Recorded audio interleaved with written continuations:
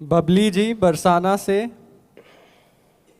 महाराज जी के चरणों में दंडवत प्रणाम। गुरुजी, मैं और मेरे माता पिता 3 साल से परेशान हैं। मेरे को एक पीपल के पेड़ से भूतनी लग गई है। वो रात को रोज 11 से 2 तक हमारे पास आती है और बहुत भयानक रूप दिखाती है। और ढाई कुछ कहती है क्या?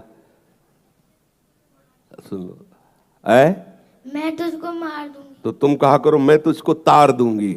मैं लाडली जू की नगर की हूँ, लाडली जू की हूँ, तू कैसे मार पाएगी? बच्चा, कोई ऐसा सामर्थ्यशाली नहीं है कि लाडली जू के ग्राम में, लाडली जू के नाम में लगा हो उसे कोई भूत भूतली लग जाए। सच्ची बात यह है, इस बात को सब स्वीकार नहीं करते, कहते बाबा जी पागल है। सब भगवान ही है, उनके सिवा कोई नहीं। ये भूत प्रेत जितनी योनियां है ना, मेरा ठाकुर नाटक कर रहा है, ये बात मान लो। नामदेव जी के सामने लंबा चौड़ा भूत प्रकट हुआ, बोले आओ लंबकनाथ प्रभु आप ही आए। अले वहां भी ठल प्रकट हो गए, क्योंकि वही है। पंखे में, बल्ब में, हीटर में, फ्रिज में यंत्र के आकार के कारण उस बिजली का प्रभाव बदल गया। एक बहुत गर्म कर रहा है हीटर, और उसी बिजली से एक बहुत ठंडा कर रहा है, इतना ठंडा कर रहा है कि पानी बर्फ हो गया। एक है जीवन दान दे रहा है, छू जाओ तो जीवन ले ले, वही बिजली। बिजली में कोई अंतर नहीं। ऐसे ही श्री कृष्ण रूपी बिजली सब अनंत ब्रह्मांडों में व्याप्त है। हम उधर देखें, जब कोई भयावह स्थिति आवे उस समय आप चिंतन करो मेरे प्रभु पधारे हैं। बिल्कुल नहीं। और ये तुम विश्वास कर लो कि राधा किशोरी के नगर में जन्मी, उनकी सखी हो, और राधा राधा जिभ्या से कहो, कोई छू नहीं सकता। बच्चा, बिल्कुल कोई नहीं छू सकता। आज से तुम डरना मत, पक्का? और जब तुम्हारे सामने कोई आए तो जोर से चिल्ला के कहना लाडली किशोरी राधा, फिर हमें बताना। करना तो तुम, ठीक है, ऐसा करना और फिर हमें तुम बताना। अगली बार आना, बताना भूत कैसा है, कहाँ है भूत, ठीक है? फिर हम भूत के पीछे लग जाएंगे। हम महाभूत है। जब गंगा किनारे भ्रमण करते थे ना, तो काफी वर्ष गंगा जी की प्रदक्षिणा में किनारे किनारे व्यतीत हुए। नई अवस्था, तो जैसे कभी मन भयभीत करता ना कि यहाँ स्मशान है, कुत्ते लाश खा रहे हैं, कोई साथी ने बड़ा संन्यास मार्ग में, तो तत्काल चिंतन आता, जब सर्वम खलमिदम ब्रह्म, तो भूत की सत्ता कहाँ है? मन कहता नहीं है, तो हम वही स्मशान में जाके बैठते, बैठ दिखा कहाँ है, कौन है, क्या है? सही कहते हैं। पूरा जीवन पीछे का जो सन्यास का, पूरी गंगा जी के किनारे किनारे भ्रमण करना, कुछ यमुना जी का भी किनारा इछावर आदि के लिए, महा स्मशान काशी, जहां 1000 लाश रोज रखी मिलेगी, सैकड़ों चिताएं एक साथ जलती है। भगवान भूत भावन कैलाशपति की नगरी जो महाश्मशान कहा जाता है, आप जाकर के देख लीजिए। मणिकर्णिका घाट में ऐसे लाशें रखी जैसे फूल मालाएं, और वहां चिता जलती ही रहती है। और उन्हीं घाटों पे कभी ऐसा नहीं हुआ कि भय लगे। भय तब है जब आप स्वीकार कर लो।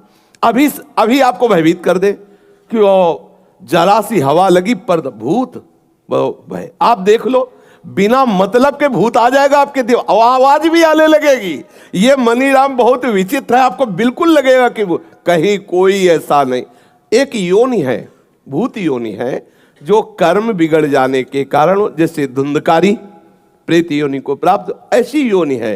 वो अपना कल्याण करने के लिए भगवत भक्तों के सामने आते हैं, भयभीत करने के लिए नहीं। जैसे भाई जी से हनुमान प्रसाद पोद्दार जी समुद्र के किनारे बैठे हुए नाम जप कर रहे थे, तो देखा कि एक पारसी पोशाक धारण किए हुए कोई सम्माननीय व्यक्ति खड़ा है। तो भाई जी माला पूरा के बोले साहब बैठ जाइए।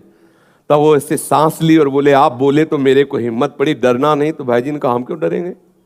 बोले मैं पुरुष नहीं हूं, मैं भूत हूं। तो एक बार तो भूत सुन करके लगता है कि भूत, तो भाई जी ने कहा कोई बात नहीं, भूत है तो आप यहाँ क्यों आए हैं? तो उनका मुझे पता है कि यदि आप चाह लोगे तो मेरा उद्धार हो जाएगा। तो उनका आप बताइए फिर आपका उद्धार कैसे होगा? मैंने जो भी भजन साधन, जो भी शास्त्रों का स्वाध्याय किया, आप बताइए मैं उससे मार्ग ढूंढूं। तो उनका गीता पढ़ने से मेरा उद्धार नहीं होगा क्योंकि गीता मुझे कंठस्थ है, भागवत पढ़ने से मेरा उद्धार नहीं होगा क्योंकि भागवत मुझे कंठस्थ है, मैं कोई साधारण प्रेत नहीं हूं, मैं प्रेत लोक में भी बड़े सम्मान से रहता हूं, थोड़ी बात बिगड़ गई है इसलिए मैं प्रेत योनि को बन गया हूं। आगे बड़ा चरित्र है, भाई जी ने उनका उद्धार किया। बहुत सी प्रेत योनि की घटनाएं, कौन कौन प्रेत योनि में गया, कैसा कैसा, बड़ा उसमें विवरण है। तो ये एक प्रेत योनि है जिनके कर्म बिगड़ जाते हैं। जैसे नंदगांव में गुफा में एक संत भगवान भजन करते थे, तो पीछे से आवाज आई, बाबा थोड़ी जूठन दे दे। तो मुड़ के देखा, कोई दिखाई नहीं दिया, एक कुत्ता दिखाई दिया। फिर आवाज आई, बाबा सुना ना है, थोड़ा जूठन दे दो। फिर मुड़े, बोले कौन हो? तो बोले ये जो कुत्ता दिखाई दे रहा, मैं कुत्ता नहीं हूं, मैं प्रेत हूं। और तुम प्रेत हो, कैसे आए? बोले मैं नंदगांव में नंदालय में ठाकुर सेवा करता था, ठाकुर जी के लिए अमनिया भोग आया, बिना भोग लगाए उसका प्रयोग कर लिया, उस अपराध के कारण मैं प्रेत बना हूं। मैं तुम्हारे पीछे कुत्ता का रूप धारण करके इसीलिए आ रहा हूं कि यदि तुम थोड़ी रोटी खा के जूठन दे दो तो मेरा अपराध खत्म हो जाए और मैं मुक्त हो जाऊं। बाबा ने कहा तुरंत लो, तो संत जन कृपा लो। तो ऐसा होता है, कोई न कोई कर्म बिगड़ जाने से ऐसी स्थिति आती। पर यह विश्वास रखना, हम अपने जीवन के अनुभव की बात कहते, ऐसे टच नहीं कर सकता कोई। त्रिभुवन में चाहे जितना बड़ा ब्रह्म राक्षस वेताल कोई भी हो, कोई स्पर्श नहीं कर सकता। यदि आप नाम जापक हैं, चाहे वो राधा नाम, कृष्ण नाम, कोई नाम जप कर रहे हो, नाम जापक को स्पर्श नहीं कर सकता। ऐसे कई घटनाओं में हमको दिखाई दिए हैं, ऐसा देखा है। वो निर्भय होकर, कोई भय नहीं लगा, ऐसा देखा। जैसे एक बार 3 बजे हम शौच के लिए कमंडल उठाया, तो जंगल में जाना होता था, कोई शौचालय की ऐसा, वो तो अभी कुछ वर्षों से शौचालय का ऐसी व्यवस्थाएं बनी नहीं। तो ग्रामीण आदि देशों में कहीं शौचालय पूरे नगर में नहीं होती थी, वो तो अभी व्यवस्थाएं हुई। तो कमंडल लेकर शौच के लिए निकले, तो देखा कि गांव के बाहर एक नववधू लोटा लिए शौच के लिए जा रही। तो हम खड़े हो गए कि ये जिस दिशा को जाए उससे विपरीत दिशा में हम, वो खड़ी हो गई। फिर विचार किया कि हमें लगता है ये यहीं शौच में बैठना चाहती, तो हमने रफ्तार बढ़ाई। जब रफ्तार बढ़ाई तो देखा कुछ दूर आगे जा रही, तो लगा कि ये तो पीछे खड़ी थी, आगे। हमारा ये था कि हम कभी डरने वाली स्थिति में अपने को नहीं खड़ा करते। हमारे मन में आया नहीं नहीं, ये मेरा भ्रम है, वो हमसे आगे निकल गई होगी। जब वो आगे गई तो हम पीछे मुड़े, तो देखा हमारे दूसरे रास्ते में खड़ी। अब हमें पक्का विश्वास हो गया कि ये कोई स्त्री नहीं है, कोई पतित आत्मा है जो इस रूप में है। जोर से भगवान नाम उच्चारण, खत्म खेल। ना कोई भय और ना वो हमें दोबारा दिखाई दी। एक बार ऐसा हुआ कि सैमसी में जहाँ गुरु आश्रम है, तो एक खंडेर था, और हमें खंडेर बहुत प्रिय है शुरू से। ऐसा मतलब बिगड़ेल स्थान, पुराना वृक्ष या ऐसे कोई कुटिया, ऐसे पहले संन्यास मार्ग में ऐसे रहना अच्छा लगता था कि जहाँ जिसका किसी काल। तो रात्रि में उस खंडहर में जाकर के लेटे, वहाँ के लोगों ने रोका, आश्रम वाले लोगों ने, वहाँ मत जाइए। हम सोचा आश्रम के कई लोग यहाँ लेटते हैं तो बातचीत करेंगे, इसलिए एकांत। जे भी गए तो अंदर मंत्र चल रहा था, और एक छोटी सी टार्च सिराने, एक छोटी सी घड़ी दुप दुप वाली, क्योंकि उससे पता चले ना तो मतलब टाइम का। तो ऐसे रख के वैसे से थोड़ा ही लेटे, तो उस समय जटाएं बड़ी बड़ी थी, इतनी इतनी, तो ऐसे उनको तकिया की तरह जटा रखे। तो ऐसा लगा जैसे कोई हमें बहुत जोर से दबाने की चेष्टा कर रहा है। तो ऐसे देखा तो मुझे स्पर्श जैसा भी हुआ कि जैसे कोई कड़ा हाथों में एकदम। ऐसा कैसे हो सकता है? जब हम मंत्र जप रहे हैं तो कोई ऐसा कैसे हो सकता है कि कोई अशुभ आत्मा के छुए? तो टार्च लिया, बाहर निकले, कोई नहीं। मुझे लगा कि मेरी मानसिक बिगड़ेल बुद्धि हमको भयभीत करना चाहती है। नहीं नहीं, मैं नहीं मान। एक मन ने कहा यहाँ से हटके, वहां से हमको जिद्दी स्वभाव था, नहीं देखूं कैसा क्या। फिर वही जाके सोए। थोड़ी ही देर में फिर स्पष्ट अनुभव हुआ कि ऐसे। तब हम बैठ गए तत्काल मंत्र जपते हुए। फिर हम कहा आप यहाँ ठीक नहीं है, क्योंकि बार बार विक्षेप डालेगा। मंदिर में गए, उन लोगों से कहा, बोले आप जानते कि वहाँ है, आप क्यों गए ऐसा?